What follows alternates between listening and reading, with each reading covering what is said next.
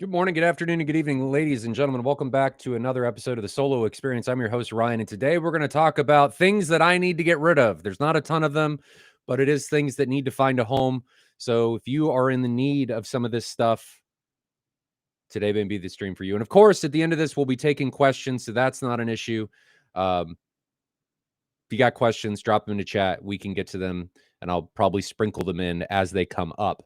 But just wanted to give you guys a heads up what this stream is going to be about. It's going to be stuff that Ryan needs to move. And the stuff that I need to move is the following. Let's take a look. There we go.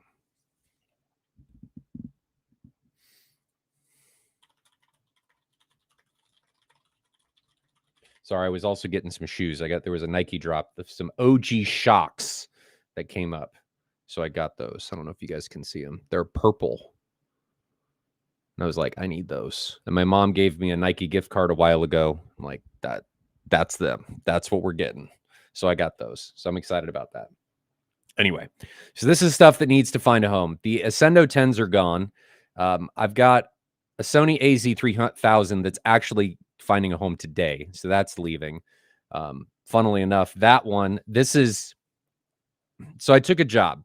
I'm going to give you some insight into the life of Ryan and how, little things like this can get in the way. So I've got a job. It's a local job, and it is a pretty simple install. The guy wanted to move from a sound bar to a traditional center speaker with two side channels, so a traditional LCR, and then he wanted to add two rear surrounds.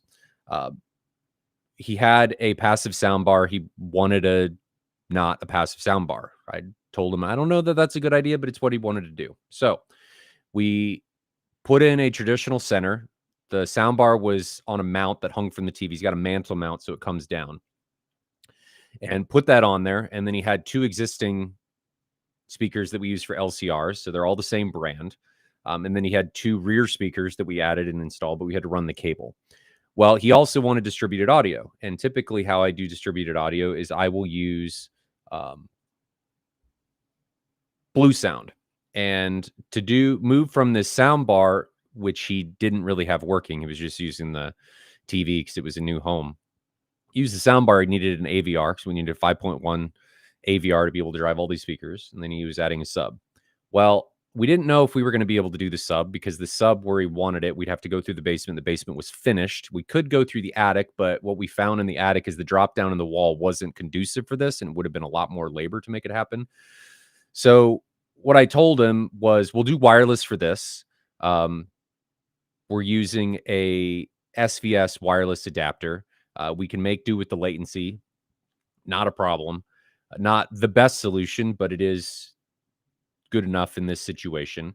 And the mistake I made, not related to that, was we did I think it was a Denon S570. And I sold him a hub because he wanted to take the audio from the TV and pump it in his distributed audio system. And you need a hub to be able to do that. So the hub, we need pre-outs. Well, I don't typically do installs like this with S570s and things like that. And I had forgotten that you don't get pre-outs until the 1800X. So I installed the S570 and I'm like, yeah, this will work. And then while I'm sitting at home, you kind of have those epiphany moments. This was not a great epiphany moment. And I realized, crap, does that thing even have pre-outs? It did not. So he is getting an upgrade. It was my mistake. So I'm not going to go back and say, well, I sold you this. You actually need this, because I wouldn't want that. And I try and take my customers and treat them how I would want to be treated. And I'm not going to get something and think everything's going to work and then them say, well, this isn't actually going to work. You need this. That's not okay. So I kind of have to fall on my sword. At least that's how I feel. Maybe it's a bad business decision. I don't know.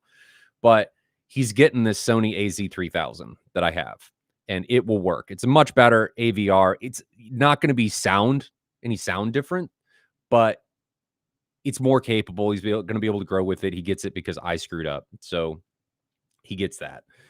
So good for him. So we'll do that. So that's not going to be available, but I have I think 2 more LS 12,000s. The brand new in box, ready to ship. So if you have a need for that, we don't discuss out the door pricing here, but you can send me a message, either using the QR code in the top left corner. You can text me if you've got my phone number, shoot me an email if you've got any of that. And then we have some Storm units that I've had since Cedia, and they need to find homes.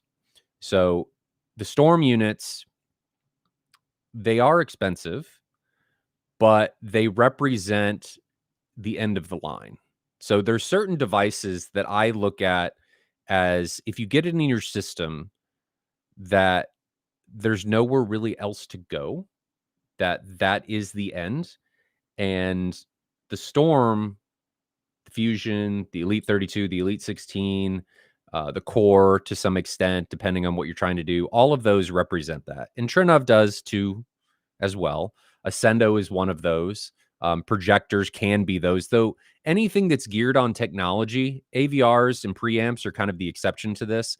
Anything that's geared on technology, specifically displays, there's really no end game, because technology has a tendency to move rather quickly or faster on displays, and things change and capabilities change, and you're going to want to change eventually.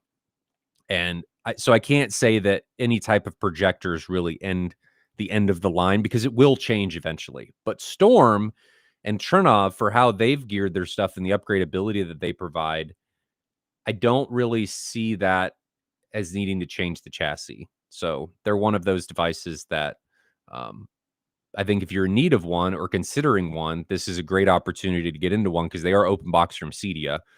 So they are discounted. So if you have a need for one, again, QR code, you got my phone number, you got my email, reach out and we'll get you taken care of. I'm not going to focus on this sales stuff too much, because there's not a ton of stuff. Obviously, I do have access to other things. If you need stuff, we're not going to make this stream all about that, even though it is the title. So we'll look at this real quick. These are all the brands that Ascend represents. So it's not just about those products. If you guys need something else, this is definitely something to look at to see if the brand is represented there. I think I've got most of the stuff in this list. So if there is something that you need, do take a look at ascendav.net/partners and see if the brand you're needing is there, and we can try and get you taken care of. But enough about that, because you guys don't want to hear the self-servicing and all that stuff, because it's not fun. It just sounds like a sales pitch, and I don't like sales pitches. We're not going to make it all about sales pitches anymore. I know that's the title of the video, but I don't want to talk about it. We got a little bit to talk about. 20 or 30 minutes left before I've got to go and help that guy out that's getting the AZ3000. And I think I'm going to beat this into the ground, but I want to talk about it again. I think it's important to reiterate how important it is to pick equipment based on the needs of the room, based on the needs of the overall experience. I cannot overstate this. It is not possible for me to overstate this. But I also want to put a not a qualifier, but a addendum in here, if you will. And the addendum is, there are very few bad speakers out there. There are speakers that are used improperly, is what I will say. There are speakers that are used that don't meet your subjective need. You're listening, like your frequency response and that kind of stuff. There are becoming fewer and fewer and fewer bad speakers, bad electronics, there's fewer and fewer and fewer. The key is to use things within their limitations and to not push things to their absolute limit. You want things, in my opinion, to be on cruise, just cruising along, not at the ragged edge. Pushing to the ragged edge is where things, you're going to encounter distortion, you're going to encounter clipping, you're going to encounter limits. You don't want to encounter limits. You want things to be easy, right? In life, you want life to be easy, though we do learn from encountering our limits and we do grow. Equipment does not grow. It is not like a person. It's not able to necessarily learn. I mean, some cases there are, but you don't want to be pushing things to the absolute ragged edge. It's not where you want to be. You want to be cruising, in my opinion. So it's really important to utilize things within the limits of their capacity and to not just buy based on a frequency response is an example from a speaker, right? If you only look at a frequency response, even if it's from a Clipple, right? A spinorama, even if it's from that, that does not paint enough of the picture for you to be able to make an objective decision about whether or not that is correct for you. You really need to look at the 2010B data. You need to look at the sound power, the dispersion. You need to look at off axis. You need to look at compression. You need to look at impedance load. You need to look at everything. And I also think it's really important to understand how to read the spinorama. So eventually on the AVS podcast, we're going to do a video about how to read the spinorama data, because I think that's really important. And very few people actually know how to read all of the information. They can read a frequency response and they can say, oh, this is fine, but they don't know how to go any further than that. And it's really important to not base your entire purchasing decision or your entire point of that the time of your journey, if you will, on that one piece of data. That is a recipe for a bad time, or not necessarily a bad time, but leaving a lot on the table. And that's not where I want people to be. So it's very, very important that, in my opinion, and people may disagree, people will disagree, absolutely, that you get equipment that is going to deliver what you want. A prime example of this is, and I'm going to bring up the Mad VR Experience Center because it's right here, is from the outset, I decided I want to show what is possible. What is the end? What is the bottom of the rabbit hole, right? Performance-wise. So that was the finish line. That is where I knew I needed to get. So I had to make decisions on how I was going to get there. And the first decision I had to make was, what was the room going to be like? Right? I got to design the room. I was going to involve Officina Acustica. I had a limitation as far as length, width, and height that I could work within. And we decided, well, if we do this with Officina and we eat up this amount of space, I actually need to move this wall back in order to gain enough room around the couch to walk around it, right? So that was me working within the space. And then I had to make a compromise being the intrusion of construction into the space, because we had to tear down a wall, build a new wall in order to gain that extra 1.5 feet of room. It didn't exist in that room before. It was 14.5 feet wide. We made it 16 feet wide in order to accommodate the room within a room premise of Officina Acustica, and then have enough room to move around the couch, right? That had to happen. And if I would have picked equipment and all of this stuff beforehand, before addressing the room, right, that may have not have been possible. And I'll tell you why. Because I was actually, in the back of my head, I'm thinking, man, I could do huge speakers. Like, even the example of this is Ascendo 15s. The Ascendo 15s are enormous. The 12s are big. The 15s are gigantic. And they would not have worked in that space. And if I would have bought them before I had done that, before I had figured out these limitations of the room and pieced equipment that fit into these limitations and needs and use cases, I would have had a bad time. So it is fundamental, imperative that you start at the foundation, literally, of the room. You start at the foundation, the bare bones, and you build from there. And you make determinations, decisions, and decide on pathways based on what you have available. If you choose equipment ahead of time, before you have those decisions made, those are the times where you're going to buy something, and then you're going to realize that either A, it's not going to work in the room, or B, the decision you thought, or the pathway you thought you were going to take, is not the correct one, and it changes. So now you have to sell or buy again or eat both of those purchases. And that's not the thing you want to do. It's a waste of money. And the thing that you may have gotten, if you can't rebuy it and sell it, it may not be ideal for your use case any longer because something may have changed. So it's very important that you nail down what the room will be like. And even before you get to the foundation of designing the room, it's deciding what the use case of the room is. Is this a multi-use space? Is this a theater? Is this a living room? Is this a bedroom? And then design from there for the use, not around the equipment and making the equipment work. You design the room, not really thinking about the equipment yet, to meet whatever expectation you have. Then once you've decided on the use, the experience, and all of that,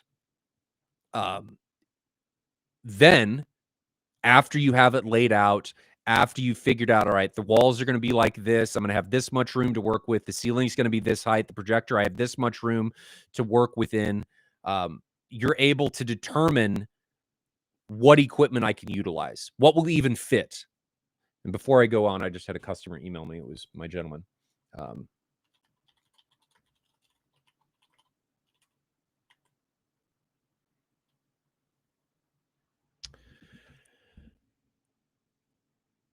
What equipment will fit? What equipment will work? But most importantly, what equipment enhances or gets you to that experience? Again, back to the Mad VR Experience Center. I wanted to showcase what the end was. And of course, there are multiple brands that allow you to do this. Ascendo is not the only one. I cannot just say that they're the only one because they're not. But I had heard the Black Swans and I had heard the then 50, now the 64 at, you guys have heard this story at Atlanta Home Theater. So I had a relationship with that equipment. And I knew that I really liked it. And I knew that that was what I needed to make work. So I knew if I had the space, that's what was going to happen. Right. So I, when we were designing the room, I'd said, well, I'd like to put this here. Does it make sense? I want the Black Swans. Theoretically, does it make sense within this room? And luckily, the room, with how it was designed, we did have the ability to make those work. But not all rooms are going to be able to do that. So without knowing the constraints of the room, it's very difficult to determine what equipment you can even put in it. And furthermore, the equipment needs to meet the expectation. And I know I'm being kind of a broken record here. But the expectation of the Mad VR Experience Center was bottom of the rabbit hole.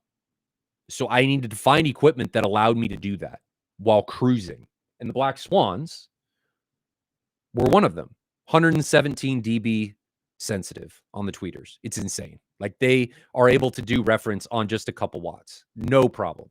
Having a 64 3 feet from you, just effortless infrasonics. The 21s were chosen because of the output that they had in the kick region to be able to just hammer that frequency range. And they have super light drivers, so their transients are super fast. They hit and they're gone. They're hit and they're gone. So they're able to do all of this. And that was, I was able to determine the equipment that I needed because that was the end result that I wanted. And if I didn't have that goal, how are you able to choose the equipment outside of a frequency response that is needed to get you there? I could have been, if I didn't have that as an end goal and I just said, I want it to be good, or I don't know what SPL I want to get to, I don't know what end result I want, right? If I don't know that, what ends up happening is I buy something, I'm okay with it, and then I'm not okay because I realized that what I wanted, it's not delivering. And of course, part of that is being on the journey long enough to determine what you actually want, right? That's, the experience is important. And this is why Mwave is really important. So for anybody that doesn't know, Mwave got announced about a month ago, maybe 2 months ago.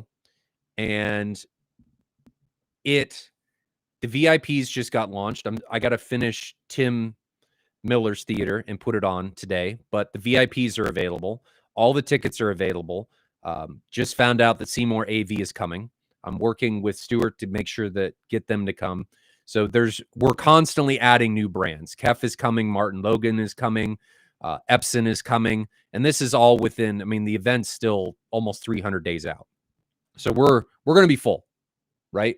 So don't think that there's going to be a bunch of empty rooms. There's not. This is just still very fresh, and we're still nailing down what companies are coming. Ascendo is pretty sure they're coming, but we've got to nail some stuff down with them.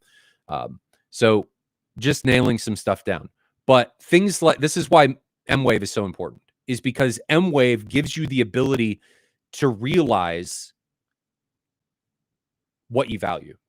And that's a big reason why I built the Mad VR Experience Center, is because I want to have customers from all over the country, all over the world. I had a customer out from India a couple months ago, so that they can determine what they want. I in no way expect when I sit somebody down for them to go, I want this room.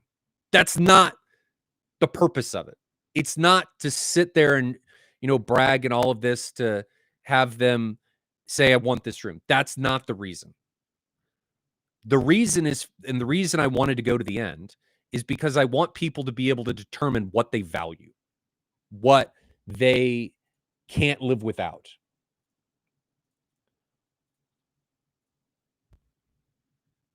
What their uncompromising things are. Do I absolutely need this level of bass?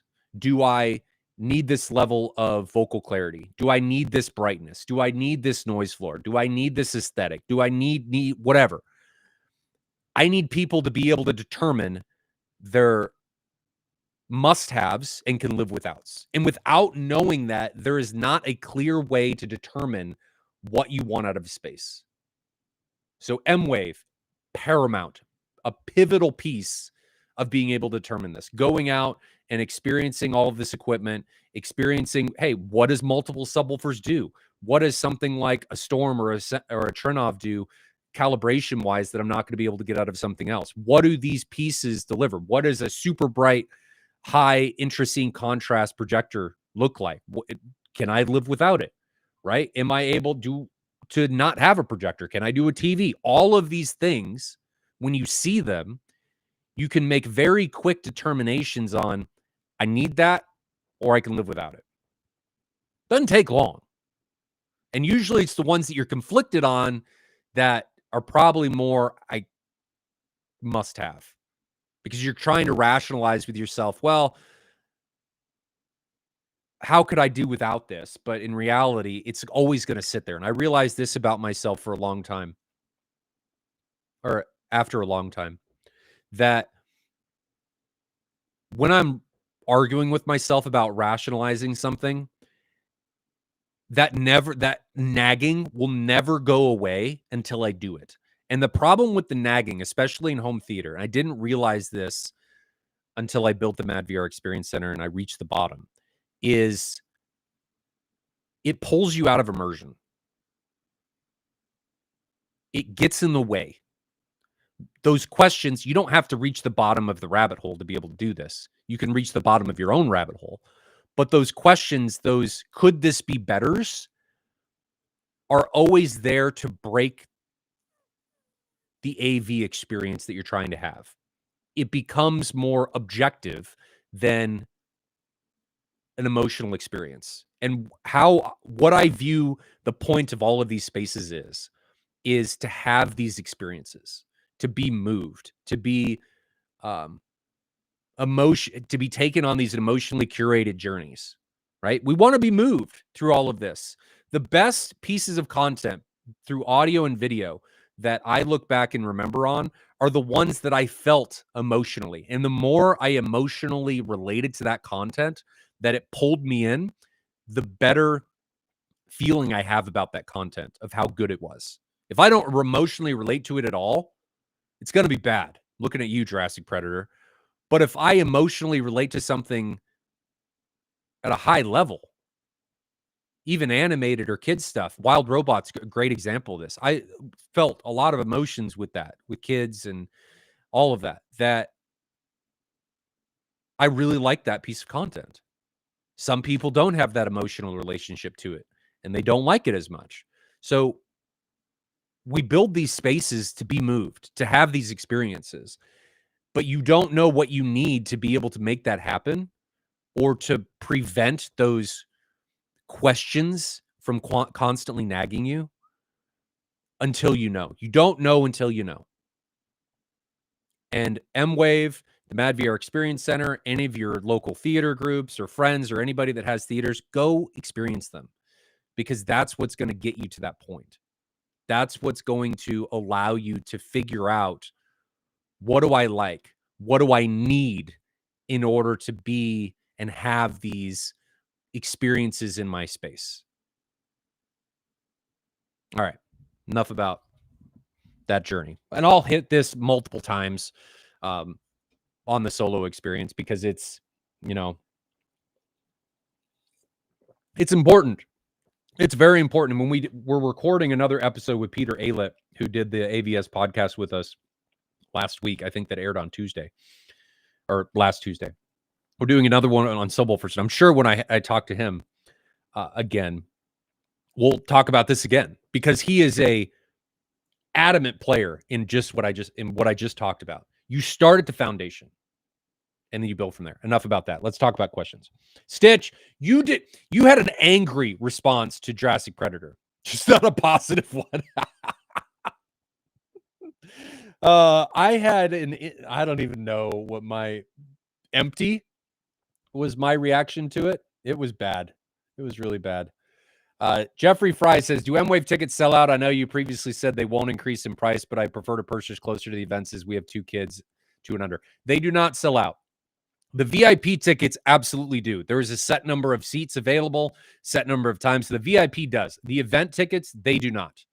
So within reason. I mean, if we hit, for some reason, 750 to 1,000 attendees, yes, I will cap it, because I don't want it to get, but I will provide ample warning before we get to that point. Unless somebody came in and bought 1,000 tickets today, then I can't really do anything. I don't think that's going to happen. So most likely, Jeffrey, no, they're not going to sell out. So don't worry about that. Another question from Jeffrey. Talking about Spinorama data, I am reading the max SPL wrong for Ascendo speakers. For example, 12 passive max SPL only measures up to 200 hertz. Is it assumed they can play louder, higher than that? It usually flattens out after that. And even if it comes down from that, most house curves, if you look at the Harman curve, it's tilted. So it's like this. You need less energy at the higher frequencies in order to have the same perceived SPL or volume. I won't say SPL, I'll say volume. So it can actually tilt down a little bit. And remember that let's pull up the 12. Let's just pull this thing up. Give me a moment and we'll look at this, because I think that's a great question. And you're looking at the 12. Let's see. If I were the 12, where would I be? I'd be here. And let's pull up the Spinorama data. Okay. Window this. Okay. Let's do this. Okay, so here's the Spinorama data, and you're looking at the compression information here, which is here. All right, so it stops at 200 hertz. And it's pretty safe to assume that it's going to keep going or level out a little bit. And remember, this is at 140 dB for one channel. So even if we took this to 2 meters and lost 6 dB, you're at 134 dB at 200 hertz. That's insanely loud for one speaker at 2 meters. So this is more than enough. You don't need to worry about this. The fact that it keeps going up, it's going to probably level out and maybe start to taper back down. And that's okay. So that's the compression data. And then we can go back up and look at the frequency response. And it should give you a pretty good indication of what the response is doing. So here you go. And this right here at about 6K is something indicative of coaxials. So if we go down and look at, and this is why it's important to look at everything, because if you just look at this, you'll be like, what is happening here? This is bad. But if you didn't look at the entire spinorama and come down here and look, you wouldn't know that an ideal listening angle is actually about 10 degrees on a coaxial, which is this green dotted line. Look how much that smooths out. And this is okay. It tapering off, that's all right. Because as I said with the Harman House curve, it's usually tilted. And mine in my room in the Mad VR Experience Center is absolutely that way. It's tilted because we talk about this all the time that the low frequencies, right? You need a boost to have them perceptually as loud. The high frequencies is the opposite. You need them a little bit lower to be perceptually as loud as you move up. So that's not bad. And our ability to hear up here, meh. I mean, I have what I think is really good hearing for my age, which is about 17,000 hertz. But there's very little content up there. There's some harmonics and things that go on up there. Most of your stuff's going to be in here, in the mids. Most of it's going to be down here. So great question, but I think you're okay. Jeffrey, on a follow-up, so is there a way the compression chart should be used instead of the voltage to figure out SPL? So this is like your voltage that it's getting, if I remember correctly, from the amplifier. So don't necessarily worry about that. This is just showing you the limits of the speaker, wherever that went. You can very easily do this with not this, but with a really good preamp that has enough voltage to push up to that level. But good questions. All right, I'm making sure I don't miss any questions.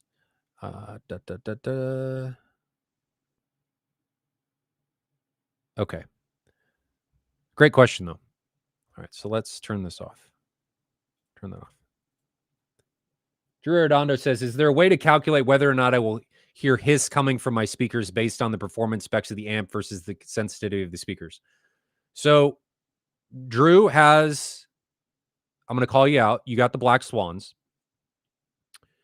The Black Swans, there are very few amplifiers that you're not going to be able to hear hiss, especially if you're sitting right in front of the drivers, like right in the middle of the horn. It's a compromise. As soon as the content starts, I mean, I can hear it in my room on the Storm and the Trinnov amps.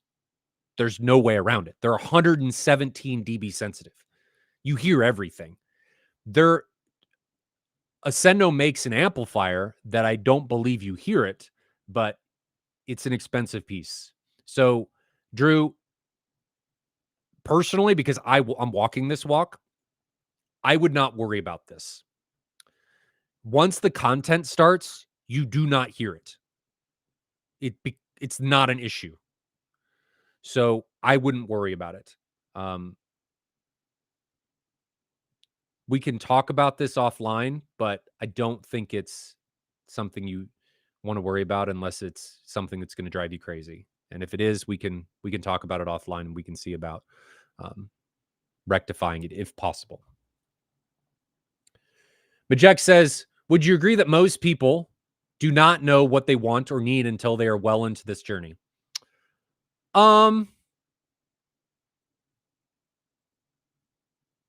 It depends on the person. You can get there quite quickly. I think it depends on what you're exposed to. I say this all the time. You don't know until you know. And you won't get those experiences until you've had that experience. And you can't have that experience unless you're exposed to that particular type of room, equipment, um, that kind of thing. So I guess it depends. For a lot of people, because you don't know what you don't know, I also say this a lot: ignorance is cheap. Because if you don't know that you need to spend money on it. And that's not necessarily a bad thing. So if you want to know what you value, and maybe you'll be one of those people that don't care about SPL, you don't care about X, Y, or Z, then you're not chasing this stuff. But you won't know that until you experience it. And for me, I don't like having those unanswered questions. I will seek out answers because I don't like living in the unknown. The other part of my personality that creates is it's a double problem is once I have those answers, if I recognize that I have a limitation in this space, I will then proceed immediately to make changes. There is no waiting. It's immediate. I will start research. I will figure out what needs to happen and it will happen. I am not the person that's going to say, well, it would be nice if this happened. I'm not that person. I will do it. I will blaze the trail, even if it hasn't been done. I mean, that's a perfect example of encapsulations of what the Mad VR Experience Center is. A very small room that has an insane amount of firepower that delivers an unsurpassable experience. I mean, it's effectively got two 64s, one in the front, one in the back. 232s equals a 64. 820. I mean, its capability is immense. So that all came from one experience and me recognizing that I'm not going to stop having these thoughts until I do it. And I did it. And that's a long way of me telling you, I don't know, Majek. It depends on the person. But the only way to know is to go experience it. And Mwave, the rooms around you, coming out to the Mad VR Experience Center. I got guys coming out tomorrow and I'm putting up for the night. So it doesn't have to be expensive. Cost you a plane ticket, right? To come out, see me, and experience things. See what you want. See what you value. And then be able to make those determinations in your own setup. William Kramer says maybe you should do a second setup in your theater that is a lean in price to still meet a level 4. Your theater doesn't require most of the equipment in there to hit the levels that you're needed. You might be surprised. So, yeah, I mean, potentially. But for the low frequencies, especially, man, it takes a lot of horsepower to be able to get to the levels of low infrasonic that is happening in that room. An immense amount of surface area and power to be able to deliver that. Now, if you're talking about everything else, yeah, and I've thought about it. It's something I would like to do. I would like to put something like the 12s, not the 12 Pro BEs, just the 12s up there with the Black Swans and be able to showcase them. It's absolutely something that is on the map for that space. For sure. So, William, good thought. That was in the original concept for this room and was one reason why I chose Officina was because of the ability to move things, the ability to change things. I mean, the speakers behind all the acoustic panels, the 12 Pro BEs are literally sitting on cinder blocks. There's not some complicated mounting system. It's cinder blocks sitting on rubber because it's inert. They're heavy. I'm not overthinking anything. It's just what would work in this situation. Don't overthink it. Overthinking things and making things unduly complicated is a recipe for failure. Cinder blocks are great with rubber to stop things from moving around. They work fantastic. But that is a great point. We answered that question for Jeffrey. The audio keeps cracking. I hope not. Is it still cracking, Classy? Let me know.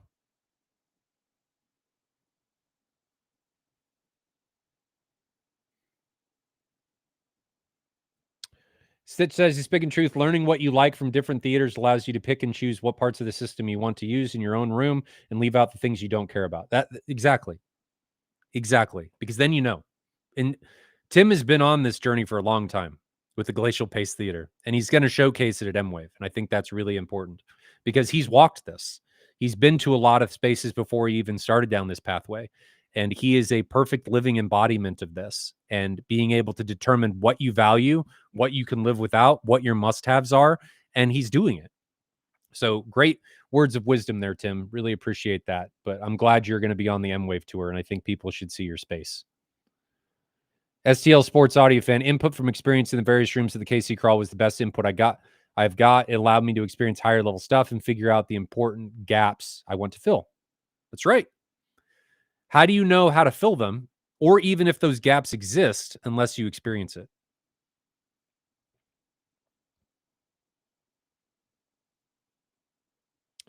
Derek, have you already announced volunteer opportunities? I have not yet. And Drew Arredondo, he was in chat earlier, is actually going to help me out with that. We're going to make an announcement probably next week on AVS Forum, and I'll include an email address.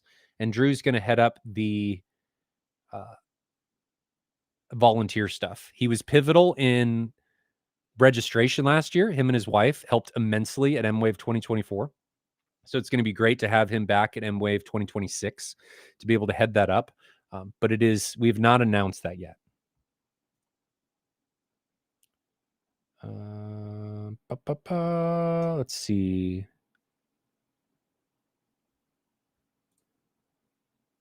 Martin Grayling. Hey, Ryan, is the Kaleidoscape 12 to 24 terabyte much more noisy than the 8 to 8 terabyte server fan noise?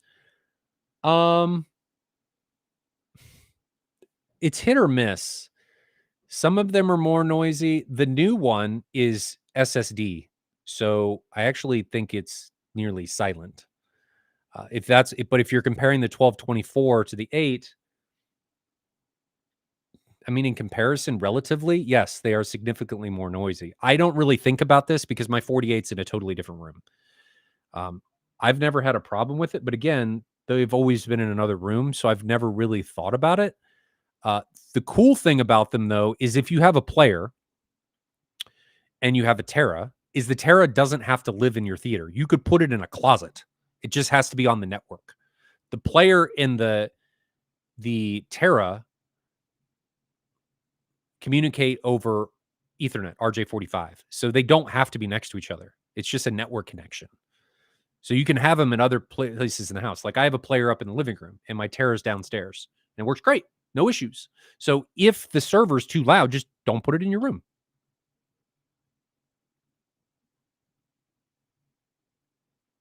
Drew, wasn't that your wife last year? I swear your wife was there, but I also have a terrible memory. So I'm probably wrong and I'm digging myself a hole. So I'll stop. It does crack time to time. I'll have to restart my computer. Something must be going on with the audio. I had some crackling in my output, but I didn't realize it was cracking in the voice. So sorry about that. MKH Audio, how much does the HT look important versus technical? So aesthetic, I'm only allowed to buy 2 main recliners and mix with the old recliner due to my wife being against spending more. Enough feel sad, but no option. How much does the home theater look important versus technical? I think aesthetic is more important than people give it credit for. If you don't like the way something looks and the room is not approachable and the room is not nice to be in, subconsciously, I feel like you're not going to use it as much. So aesthetic, usability are just as important as capability. All right. So Drew, correct me. It wasn't his wife. I was totally mistaken. I apologize about that. But back to the question. I think it's more important than people think. So I would consider it. Absolutely. I personally don't like the aesthetic of theater chairs or recliners. That's my personal choice. I like couches. So I've made a choice. I feel like couches are more cozy for my wife and I when we're watching something. For the kids, they're more flexible. And that's the direction I've gone. So I think they're It's more important than people give it credit for. All right. Well, that is the end. I've made Drew upset by saying his wife was there and she was not. So I'm just going to end it and run away. But we've got another stream. The stream tomorrow is about what we talked about today, design for the room. So we'll just rehash that tomorrow, or I may change the topic. We'll have to see, because I went on a tangent today. We'll find out. I got to think about topics for tomorrow, I guess, while I'm doing things today. But thanks for joining me. Oh, Scott and his wife. That's probably true. I'm terrible. My memory's awful. But thank you for the correction, Derek. It was probably Scott and his wife. You are probably absolutely right. So, Drew, apologies for the misremembering, but I did appreciate you in the things that you've done for Mwaves in the past. But if anybody has questions about Mwave, has questions about equipment, if you want to see the LS12000s or the Storms that are available and they can ship, and I could set up calibrations and stuff for them immediately, let me know. We also needed to discuss out-the-door pricing, because I will not talk pricing on the stream. Feel free to reach out using the QR code in the corner, and we can see about getting you taken care of. And it does not just go for that equipment. It goes for any equipment on ascendav.net/partners. I'm happy to help in any way that I can to see if I can assist you on your journey. And I will treat you the way that I would want to be treated, which is a big reason why I became a dealer. So I will see you guys tomorrow morning at 8 a.m. Central for another stream. Not sure if we're going to talk more about the room or if it's going to be about something else, but enjoy your home theater journeys. Think about questions. If you've got anything that you want to talk about tomorrow, I'm happy to answer them. And if you have any topic suggestions that maybe we can use for tomorrow, drop them in the comments. We can see about getting that answered for you. But until next time, again,